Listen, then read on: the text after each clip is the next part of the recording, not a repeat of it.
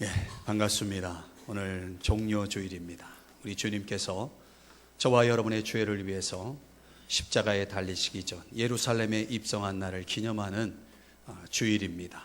오늘 예루살렘에 입성하신 주님께서 오늘 이 시간 예배드리는 저와 여러분의 마음속에 입성하여 주시기를 주님의 이름으로 축복합니다.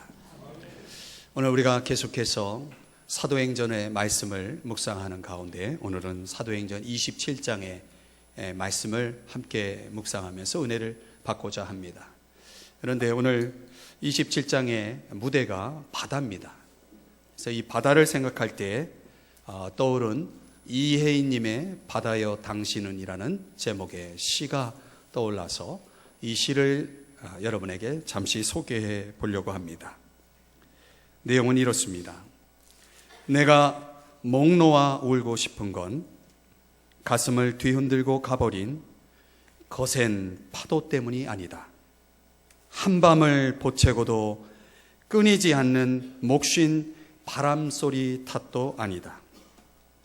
스스로의 어둠을 울다 빛을 잃어버린 사랑의 어둠, 죄스럽게 비좁은 나의 가슴을 커다란 웃음으로 용서하는 바다여, 저 안개 덮인 산에서 어둠을 걷고 오늘도 나에게 노래를 다오. 이런 내용이에요. 이 안은 생략했지만 오늘 마지막으로 읊어드린 소절을 다시 한번 생각해 봅니다. 오늘도 나에게 노래를 다오. 여러분, 바다는 마치 우리 인생과 같다라는 말이 있습니다. 우리 인생의 바다를 항해하고 살아가는 저와 여러분에게 오늘 이 시인이 노래한 것처럼, 이 시인이 읊은 것처럼 여러분의 삶에 노래가 있기를 주님의 이름으로 축복합니다. 오늘 사도행전 27장 속에 바울의 조난 이야기가 진행되고 있습니다. 자, 바울이 죄수의 몸으로 로마로 압송되기 위해서 올라탄 배, 그 배가 긴 항해 여정 가운데 벌어지는 사건을 소개하는 내용입니다. 오늘 바울이 탄 배가 내용을 보면 바람의 거슬림으로 인해서 항해에 어려움을 겪게 됩니다. 이제 바울은 이런 직감적으로 이 상황에서는 도저히 항해를 계속한다는 것은 무리가 있을 것이다 생각해서 선주와 선장에게 경고를 합니다. 우리가 지금 이런 상황에서는 계속 항해하기가 어려우니 잠시 우리가 시간을 갖자라고 이야기를 합니다. 죄수가 이야기하니까 사람들이 듣지를 않습니다. 자, 그래서 바울의 경고가 묵살되면서 11절에 보면은 11절 이하에 보면 좀 더 겨울 나기 좋은 하룻길 정도의 베닉스라고 하는 곳까지 갈 그런 계획을 세우고 그런 결정이 내려집니다. 자, 설마 하룻길을 가는데 무슨 일이 있을까 생각을 하면서 출발한 항해가 처음에는 순한 남풍이 불어오자 자기들이 생각한 대로 잘 이루어지는 것을 보게 돼요. 그래서 그 결정을 내린 사람들의 얼마나 그 마음 가운데 우쭐했겠습니까? 그러나 잠시뿐 14절의 말씀의 이하를 보면은 그레데셈에서 불어닥치는 아주 강한 북동풍 유라굴로라는 폭풍을 만나게 됩니다. 더 이상 이게 배가 통제불능의 상태로 빠져들게 됩니다. 그리고 15절 이하를 보면 갑자기 닥쳐온 이 통제불능의 상황에서 배의 선장과 선주가 그 배에 가지고 있었던 물건들을 포기하기 시작합니다. 하나씩 버리게 되죠. 자, 사람이 어떤 위기를 만나고 어려움을 만나게 되면 평소에 그 사람이 가지고 있는 중요한 가치의 순위가 정해집니다. 평소 가지고 있었던 마음의 어떤 가치의 우선순위가 결정이 되면서 그런 것들이 다 적나라하게 드러나는 것을 보게 돼요. 자, 오늘 이 선장과 선주의 행동을 보면 지금 당장 사느냐 죽느냐의 문제 앞에 그 배에 가지고 있었던 곡물이 필요가 없습니다. 지금 목숨 앞에 이 곡물이 무슨 필요가 있겠습니까? 곡물을 바다에 던집니다. 그래도 해결이 안 되니까 그 다음에는 생명을 보호할 수 있는 배가 소유하고 있었던 기구를 버리기 시작합니다. 배를 좀 더 가볍게 하려는 것이죠. 그럼에도 불구하고 바람이 그치지 않습니다. 배가 이제 표류하게 되면서 20절 말씀에 가보면 구원의 여망이 없어지게 돼요. 이제 더 이상 살 소망조차 이제 사라지게 됩니다. 자, 그런데 이런 갑작스러운 위기 상황에서 한 사람, 바울이라고 하는 사람을 통해서 그 배에 타고 있었던 276명과 함께 그들이 이 구원의 소망이 이루어지는, 현실로 이루어지는 그런 반전이 일어나는 것을 오늘 성경에서 소개해 주고 있습니다. 저는 오늘 이 바울의 조난 이야기, 이 축소판이 우리 인생을 보여준다고 생각합니다. 자, 저와 여러분이 살아가면서 이런 걸 경험하죠. 누군가 나를 도와주지 않으면 정말 속수무책인 그런 상황을 우리가 만날 수 있다는 것이죠. 자, 그런 상황 속에서 많은 사람들은 무기력해지게 되고요. 그리고 절망할 수밖에 없는 거죠. 여러분, 하나님 없이는 우리 인생이 그런 거예요. 하나님 없이는 절망적입니다. 우리가 아무리 발버둥 쳐도 우리 힘으로 할 수 없는 문제들을 만나면 우리가 그런 인생의 씨름을 할 때에 저와 여러분은 무기력해질 수밖에 없어요. 절망할 수밖에 없는 거죠. 자, 우리 인생을 그렇게 절망하게 하고 무기력하게 만드는 상황이 우리의 삶에 찾아올 때에 우리가 어떻게 해야 될까요? 그런 상황에서 그것을 극복하기 위해서 저와 여러분에게 필요한 것은 무엇일까요? 오늘 성경에서 세 가지를 가르쳐 주고 있습니다. 오늘 함께 이 세 가지를 통해서 은혜를 나누기를 원합니다. 저와 여러분의 삶에, 인생의 바다에 찾아온 우리를 무기력하게 하고 절망하게 하는 상황을 극복하기 위해서 오늘 저와 여러분에게 필요한 것은 무엇일까요? 첫째로 주님의 말씀입니다. 한번 따라 하십시다. 주님의 말씀을 듣자.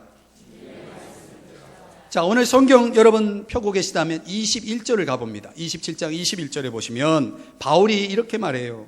말하자면 의역하면 이런 겁니다. 아, 그때 내 말을 들었으면 당신도 이런 어려움을 겪지 않을 수 있었는데 그때 왜 내 말을 안 들었냐, 이렇게 이야기를 하는 겁니다. 우리가 27장을 펴고 계시면 10절에서 보면은 바울이 분명히 경고했어요. 지금 이 항해가 진행된다면 분명히 배도 우리의 생명도 타격을 받게 될 것이다, 손해를 입게 될 것이다 라고 분명히 경고했는데 결과적으로는 선장과 선주가 그 의견을 받아들이지 않고 무시해버렸죠. 자, 우리가 살아가다 보면요, 아, 그때 그러지 말았어야 되는데, 우리 삶의 수많은 선택과 결정들 가운데 우리로 하여금 후회하게 만드는 그런 일들이 있습니다. 바울의 말을 들을 걸 괜히 그렇게 내 뜻대로, 내 고집대로 해가지고 지금 상황이 매우 불리한 위급한 그런 상황이 벌어졌다라고 하는 차원에서 우리에게도 종종 이런 후회스러운 선택이 있을 수 있습니다. 자, 이때 이어서 23절의 말씀을 다시 가보시면 23절입니다. 바울이 이렇게 말합니다. 내가 속한 바 곧 내가 섬기는 하나님의 사자가 어젯밤에 내 곁에 서서 말하되. 자, 유라굴로라고 하는 그런 강풍을 만났는데 사느냐 죽느냐의 문제 앞에 바울이라고 하는 사람이 어젯밤에 무엇을 했을까요? 바울이 무엇을 하고 있었습니까? 어젯밤에 하나님의 말씀을 듣고 있었다는 것입니다. 다시 말하면 하나님과 교제했다는 것입니다. 자, 여러분, 바울은 이 교제를 통해서 분명히 알고 있었어요. 뭘? 하나님이 우리를 버리지 않을 거라는 사실을. 지금 사느냐 죽느냐의 문제 앞에 지금 벌어지고 있는 이 상황 속에도 하나님이 나를 살려줄 거라고 하는 사실을 분명하게 알고 있었다는 거예요. 왜? 하나님이 그렇게 말씀을 해주신 것입니다.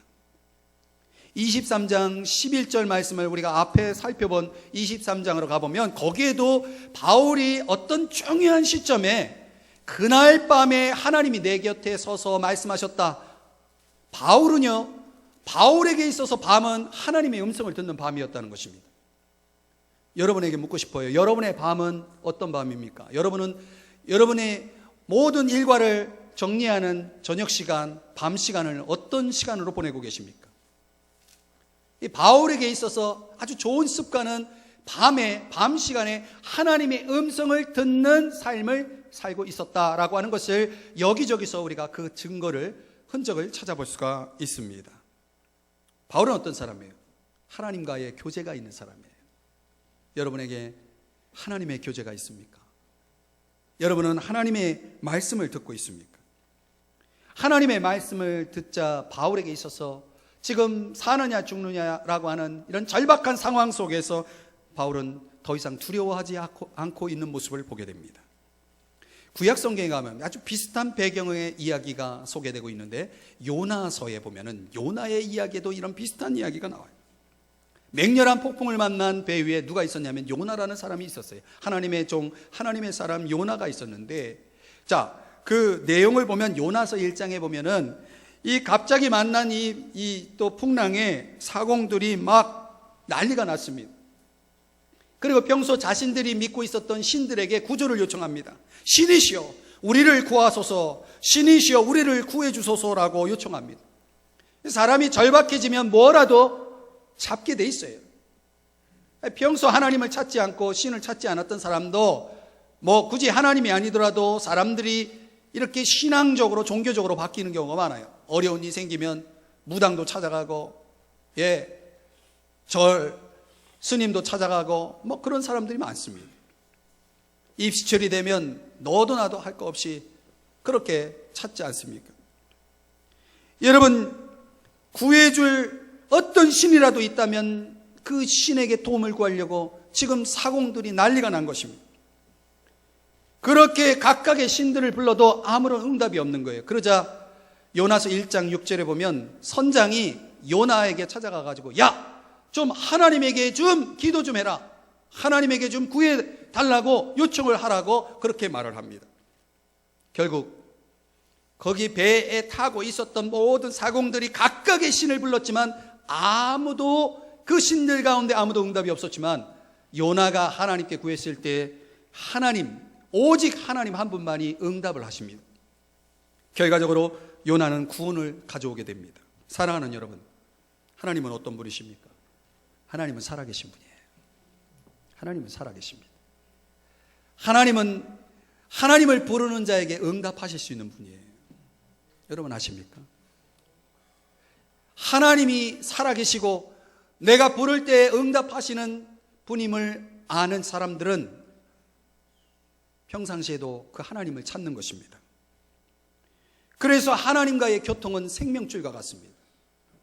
삶의 다양한 문제들과 씨름해 갈 때에 저와 여러분이 자주 넘어집니다. 그럼에도 불구하고 내일을 향해서 걸어갈 수 있는 이유가 있다면 우리에게 여전히 말씀하시고 우리와 함께 하시는 하나님이 계시기 때문에 그렇습니다.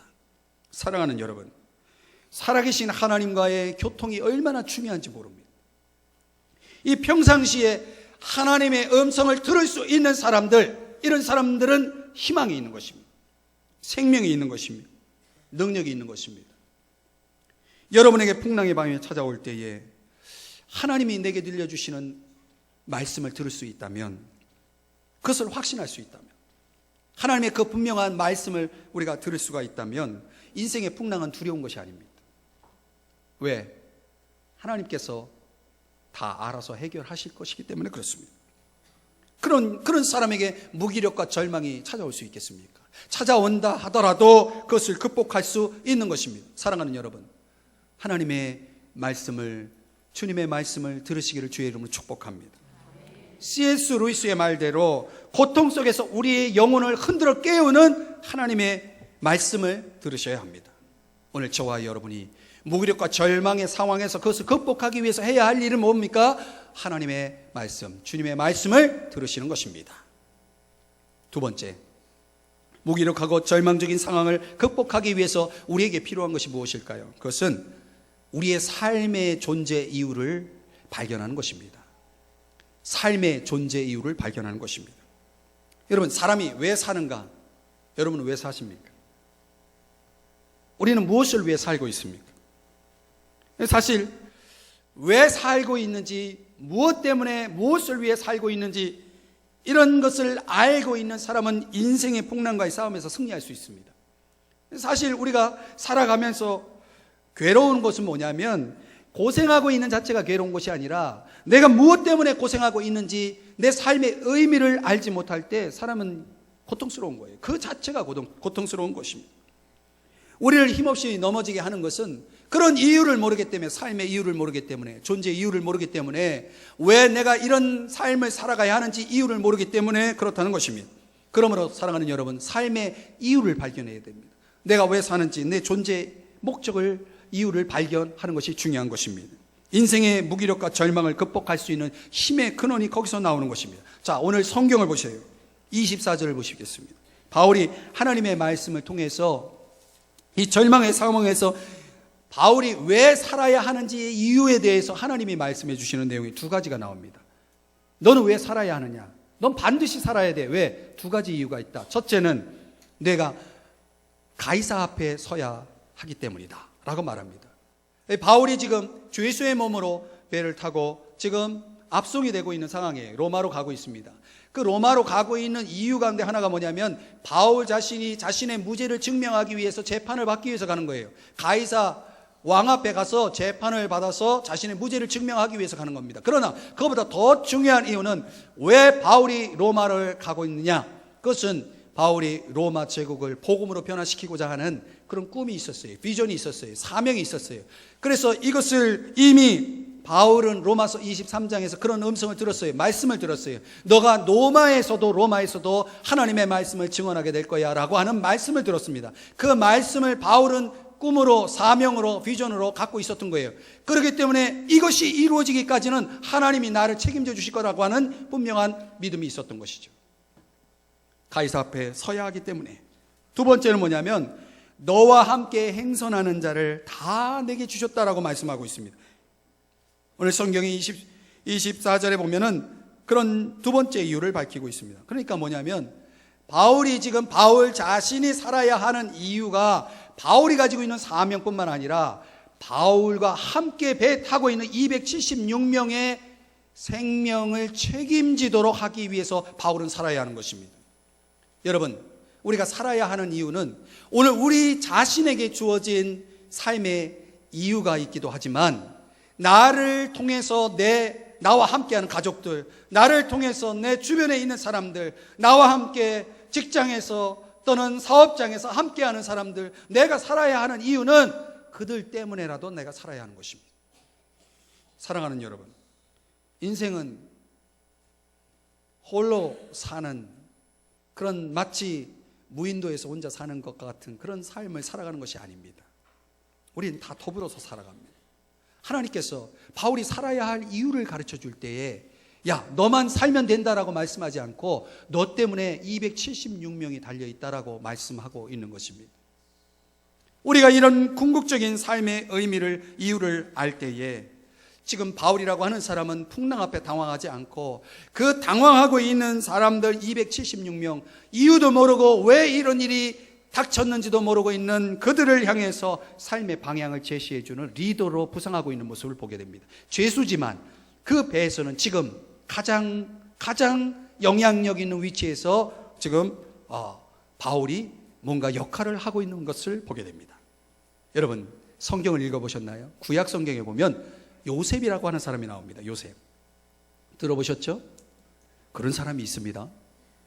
요셉이라는 사람이 성경에 나오는데, 아니 형들이 시기해서 요셉을 애굽에 팔아버렸어요. 노예로.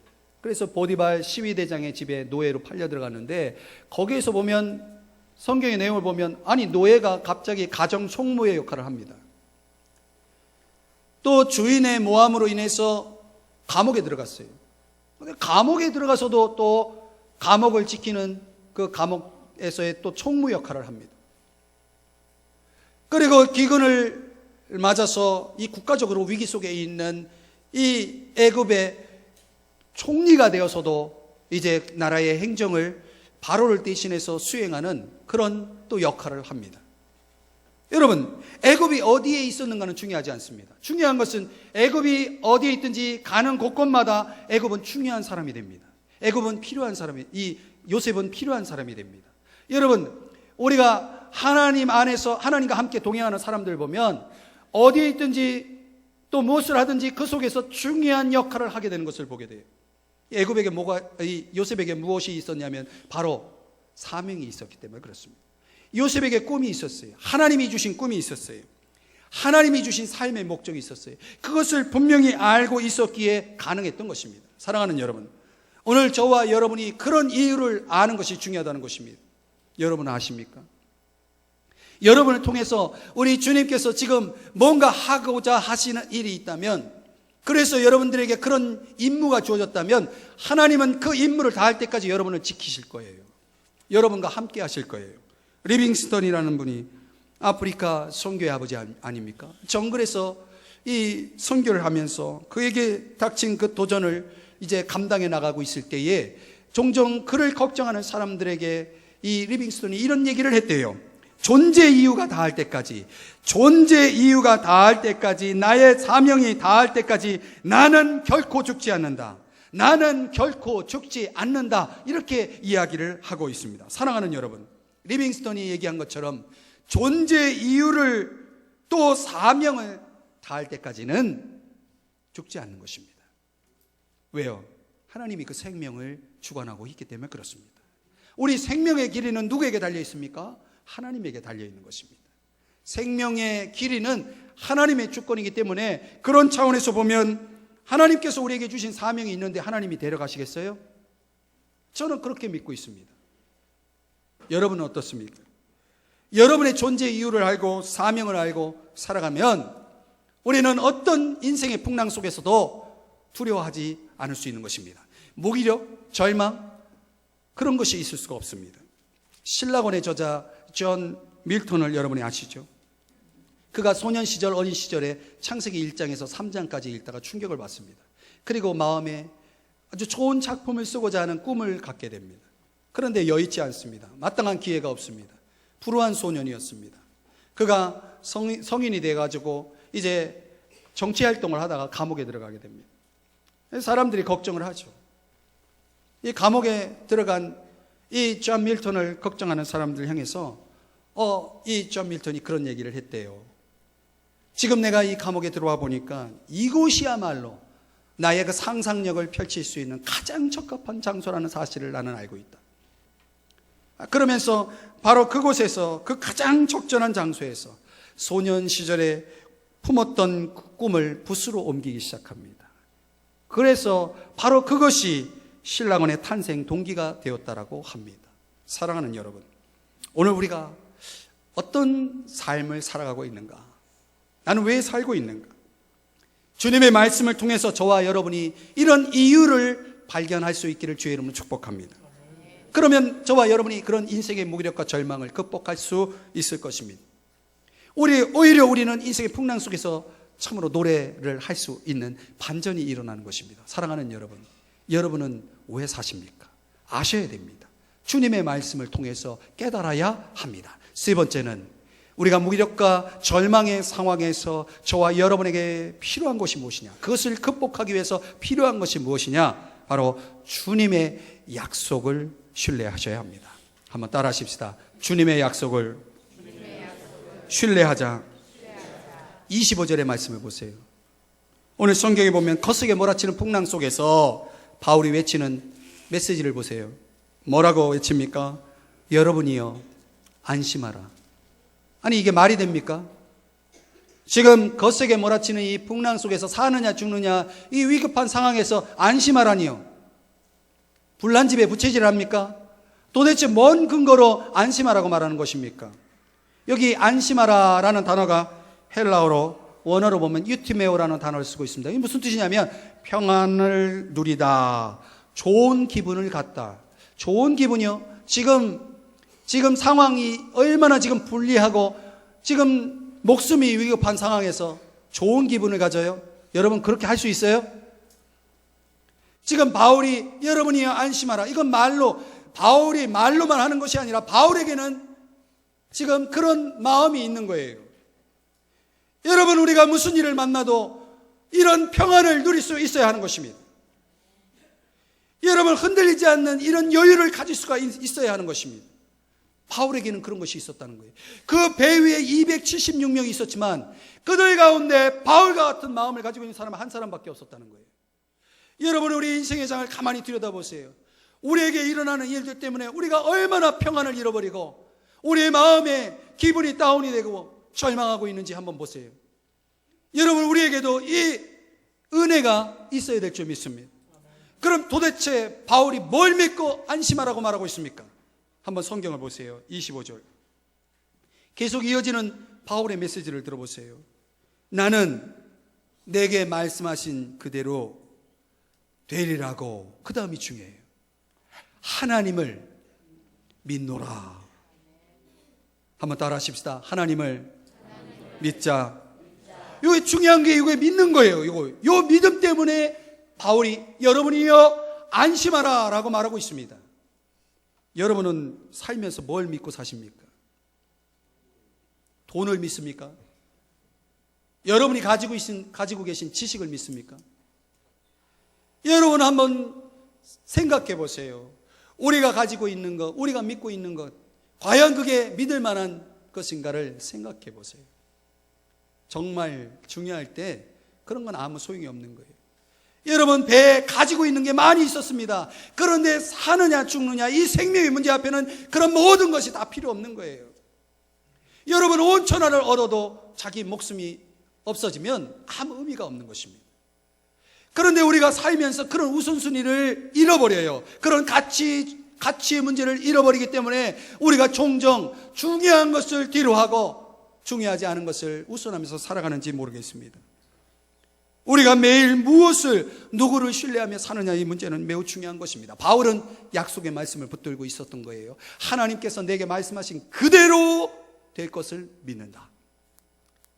하나님을 믿는 것입니다. 하나님의 속성을 믿는 것입니다. 하나님은 어떤 분이에요? 하나님은 거짓말하지 않으세요. 하나님은 말씀하신 것을 반드시 이루신다. 민수기 23장 19절에 그렇게 말씀을 하고 있습니다. 그렇기 때문에 사랑하는 여러분, 우리가 정말 하나님의 말씀을 확실하게 믿으면 그 믿음이 저와 여러분을 인생의 풍랑 속에서 견디게 할 거예요. 승리하게 할 거예요. 이사야 26장 3절 4절 말씀을 현대어로 번역한 성경으로 제가 읽어드릴게요. 이렇게 말씀하고 있습니다. 여호와는 자기를 의지하고 마음이 한결같은 자에게 완전한 평화를 주신다. 너희는 여호와를 항상 신뢰하라. 그렇습니다, 여러분. 어떤 사람에게 완전한 평안이 주어집니까? 마음이 한결같은 사람에게. 이랬다 저랬다 하는 것이 아니라 하나님을 의지하는 마음이 한결같은 사람에게는 하나님이 완전한 평안을 주신다라고 약속하고 있습니다. 그러니 항상 하나님을 신뢰하라 라고 말씀하고 있는 것입니다. 사랑하는 여러분, 독일의 나치 그 감옥에서 고난과 싸웠던 코리텐붐이라고 하는 분이 있습니다. 이 여사가 이런 말을 했어요. 만일 우리가 이 세상을 보면 절망할 것입니다. 만일 우리가 우리 내면을 보면 낙담할 것입니다. 그러나 만약 우리가 그리스도를 바라본다면 우리는 안식할 것입니다. 이렇게 얘기했어요. 그렇습니다, 여러분. 오늘 누구를 바라보는가? 여러분은 누구를 바라보십니까? 옆에 계신 분에게 한번 물어보실래요? 누구를 바라보십니까? 시작. 할 말이 없죠. 누구를 바라보십니까? 여러분 전능하신 하나님을 믿습니까? 전능하신 하나님을 믿습니까? 하나님이 살아계신 걸 믿습니까? 그럼 인생의 무력과 절망 우리로 하여금 사실은 하나님을 더 의지하고 신뢰하도록 하는 도전이라는 사실을 알아야 돼요. 왜 우리에게 문제가 생깁니까? 왜 우리를 절망하게 하는 문제들이 찾아옵니까? 그때마다 저와 여러분이 깨닫는 것은 무엇입니까? 우리 인생의 한계를 깨닫는 것입니다. 나의 한계를 깨닫는 것입니다. 그때 우리는 전능하신 하나님을 바라보는 눈이 생기는 것입니다. 그때 전능하신 하나님을 향한 우리의 마음이 열려지는 것입니다. 정말 믿음이 필요할 때 어떤 사람들은 믿음을 발휘하지 못해요. 저는 목회하면서 너무나 안타까운 것은 정말 믿음을 지키고 정말 믿음을 발휘해야 하는데 그때 하나님을 멀리하고 하나님으로부터 멀어지는 사람들을 많이 봤습니다. 여러분 평상시에는 우리가 가지고 있는 믿음이라는 것이 정말 믿음인지 몰라요. 그런데 이런 인생의 풍랑을 만나면 그 사람이 가지고 있는 믿음이 적나라하게 드러납니다. 믿음이 뭡니까? 믿음은 하나님이 살아계시다는 것을 믿는 것입니다. 그렇다면 여러분 그 하나님의 손에 붙들린 내가 무슨 일을 만나도 그 속에서 하나님이 내 인생을 책임지지 않겠습니까? 그것도 믿지 못한다면 그 믿음이 믿음입니까? 믿음이 아닙니다. 정말 믿음이 필요할 때 믿음 없이 행하지 않도록 깨어 있어야 됩니다. 여러분 믿음은 언제 필요합니까? 평안할 때 필요합니다. 믿음은 평안하지 않고 인생의 풍랑이 찾아올 때 믿음이 필요한 게 아니고 바로 평상시에 믿음이 필요한 것입니다. 그래서 평상시에 그 믿음이 어려운 일을 만날 때 진짜 그 믿음을 발휘하게 되는 것입니다. 우리의 믿음이 언제 생겨야 됩니까? 아무 문제 없을 때 생겨야 됩니다. 믿음이 준비되어 있어야 됩니다. 믿음이 견고하게 서 있어야 됩니다. 그럴 때 인생의 풍랑이 파도가 밀려와도 두려워하지 않고 그것을 극복해내는 것입니다. 여러분, 풍랑이 밀려올 때 하나님도 다가오신다는 거 아십니까? 파도만 오는 것이 아니라 하나님도 함께 다가오시는 것입니다. 그리스도인의 삶 속에 우리 주님은 풍랑이 없을 것이라고 약속하지 않았습니다. 오히려 풍랑 속에서도 내가 너와 함께 하겠다라고 약속을 하십니다. 사랑하는 여러분, 바울 곁에 다가오신 하나님께서 말씀하시잖아요. 뭐라고 말씀합니까? 성경을 보세요. 두려워하지 말라. 고난의 상황에서 하나님 멀리 계시지 않고, 하나님 눈 감고 계시지 않고, 하나님 어디 출장 가 계시지 않습니다. 하나님은 고난 속에 있는 우리에게 찾아오십니다. 그리고 우리 곁에 계십니다. 그리고 우리에게 약속하십니다. 말씀하십니다. 두려워하지 말라. 사랑하는 여러분, 이 존 버년의 철로역정이라는 책을 읽어보신 분들이 있을 겁니다. 거기에 이런 얘기가 나와요. 거기 기독교 크리스천이 길을 잘못 들어가지고 의심의 성이라는 곳에 들어가게 됩니다. 의심의 성에 들어가니까 이 성 안에 체포된 크리스천이 이제 절망이라는 감옥에 갇히게 됩니다. 절망의 감옥에 들어가니까 아무것도 보이지 않아요. 미래가 보이지 않아요. 모든 것이 다 캄캄한 이 어둠뿐이에요. 그러자 이 크리스천이 자살의 유혹을 받기 시작합니다. 내가 이렇게 살 이유가 있느냐? 조금도 나아질 것 같지 않은 이런 상황이라면 여기서 내 인생, 내 삶을 끝내는 것이 좋지 않을까라는 생각을 갖게 됩니다. 그런 유혹에 빠져 있는 가운데 이 크리스천과 함께 동행했던 친구, 소망이라는 이름을 가진 친구가 옆에서 이렇게 얘기하는 거예요. 야, 크리스천, 자살을 생각하기 전에 지금까지 너의 삶 가운데 어려움에 처할 때마다, 위기 때마다 하나님께서 너를 도와주셨던 걸 좀 생각해 봐. 혹시 아니? 여기서도 널 도울 수 있는 뭔가를 하나님이 예비하셨을지 이렇게 이야기를 합니다. 자, 그때 그 순간 갑자기 잊고 있었던 것이 하나 생각이 났습니다. 위기를 대비해서 주님이 주신 것이 생각났어요. 그것이 무엇이냐면 가슴 속에 품고 있었던 열쇠입니다. 열쇠. 그 열쇠의 이름은 약속입니다. 그 약속이라는 열쇠를 꺼내서 이제 그 절망의 감옥 문을 열어보니까 스스로 열립니다. 그리고 그 앞에는 이제 그 의심의 성을 빠져나갈 수 있는 길이 보입니다. 그리고 새로운 세상이 크리스찬을 기다리고 있었습니다. 사랑하는 여러분, 오늘 이 철로역정에 나오는 이 이야기가 무엇을 의미하는지 아십니까? 절망의 감옥을 어떻게 나왔나요? 그 의심의 성에서 어떻게 빠져나왔나요? 열쇠가 있어야 됩니다. 열쇠가 뭡니까? 하나님의 약속의 말씀입니다. 오늘 사랑하는 여러분, 미래가 보이지 않는 그 절망의 자리에 섰을 때 우리 크리스천들이 해야 할 중요한 필요는 무엇입니까? 약속을 붙드는 것입니다. 그런데 우리가 평소에 하나님의 그 약속의 말씀이 없어요. 약속의 열쇠가 없어요. 그런 사람은 절망의 감옥에서 빠져나올 수가 없는 것입니다. 이 데이비드 리빙스턴의 이야기를 하나 더 소개하면, 그가 여러분 고백하기를 평생 한결같이 나를 지켜준 말씀이 있다. 그것은 마태복음 28장 20절의 말씀입니다. 볼지어다 내가 세상 끝날까지 너희와 항상 함께 있으리라. 리빙스턴의 그 삶을 붙들어 주었던, 한결같이 붙들어 주었던 말씀, 하나님의 약속은 내가 세상 끝날까지 너와 함께 하겠다라고 하는 약속의 말씀이었다라고 고백하고 있습니다. 그가 마지막 그의 침대 옆에 무릎을 꿇은 채 기도하는 자세로 마지막 운명을 맞이했을 때, 그리고 그가 남긴 그 마지막 일기에는 다음과 같은 글이 적혀 있었다고 합니다. 나는 그의 약속을 믿는다. 그는 나와 함께 하시겠다는 이 말씀을 지키실 것이다. 사랑하는 여러분, 여러분도 믿습니까? 여러분도 믿습니까?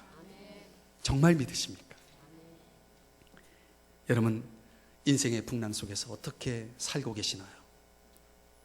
혹시 이 무기력과 절망 가운데 발버둥 치고 계시지는 않나요? 아니면 저 위 하늘을 바라보고 계시나요? 여러분 아십니까? 어쩌면 이 풍랑조차도, 여러분에게 찾아온 인생의 풍랑조차도, 그 파도조차도 어쩌면 합력하여 선을 이루시는 하나님의 뜻이 계실지 모르겠습니다. 그래서 오늘 우리가 그 사실을 믿을 수 있다면 이 쓸쓸한 인생의 바다에서, 이 광풍, 어마어마한 풍랑의 파도 속에서도, 그 인생길에서도 우리가 승리할 수 있지 않겠습니까? 여러분, 이 바다의 인생길에는 환난이 있고 공고가 있습니다. 경제적인 어려움도 있을 수 있습니다. 어쩌면 우리의 생명을 위협하는 그런 사고도 있을 수 있습니다. 질병도 있을 수 있습니다. 사랑하는 여러분, 그러나 중요한 것은 거기서, 그런 자리에서 우리가 모든 것이 끝났다라고 마침표를 던져서는 안 될 것입니다. 어쩌면 왜 나에게 이런 일이 일어났냐고 하나님을 향해서 그런 원망의 물음표를 던질지도 모르겠습니다. 그러나 사랑하는 여러분, 내 곁에 언제나 계시고 또 나에게 말씀하여 주시고 또 우리로 하여금 그 인생의 풍랑을 견뎌낼 수 있도록 힘주시는 그 하나님께서 저와 여러분과 함께하고 있다는 사실을, 그리고 그 약속을 신실하게 지키실 거라고 하는 그런 믿음을 우리가 갖고 있다면 감사의 느낌표를 보낼 수 있지 않을까요? 사랑하는 여러분, 풍랑과 파도는 하나님의 작품입니다. 하나님이 지으셨습니다. 그래서 내 인생에 허락하신 그 풍랑의 위기가 있을 때에 그것 또한 하나님의 손에 있는 것입니다. 그렇다면 우리에게 다가와 말씀하시는 주님의 음성을 들을 수 있어야 합니다. 누구의 소리가 아니라 주님의 소리를 들을 수 있어야 합니다. 그리고 그 주님께서 여러분 약속하셨잖아요. 안심하라고, 두려워하지 말라고. 그럼 오늘 주님이 주시는, 여러분에게 주신, 우리 각자에게 주신 약속의 말씀을 붙들어야 하지 않을까요? 붙들어야 하지 않을까요? 오늘 저와 여러분에게 내가 왜 살아야 하는지, 오늘 여러분 자신에게 주어진 사명뿐만 아니라 여러분 때문에 존재할 수 있는, 여러분과 함께 더불어 살아가는 가족들과, 그리고 더 나아가서 여러분의 이웃들, 우리가 살아가는 우리 조국 대한민국, 우리 사회, 하나님께서 나라는 사람을 통해서 뭔가 하시고자 하는 계획이 있다면, 그래서 그것을 이루기까지 우리 주님께서 함께 하시겠다고 약속하셨다면, 우리가 그것을 확신할 수 있다면 우리는 반드시 승리할 것입니다. 그 풍랑 속에서 우리는 노래할 수 있을 것입니다. 사랑하는 여러분, 오늘 이 말씀이 여러분에게 복음이 되기를 주님의 이름으로 축복합니다. 기도하겠습니다.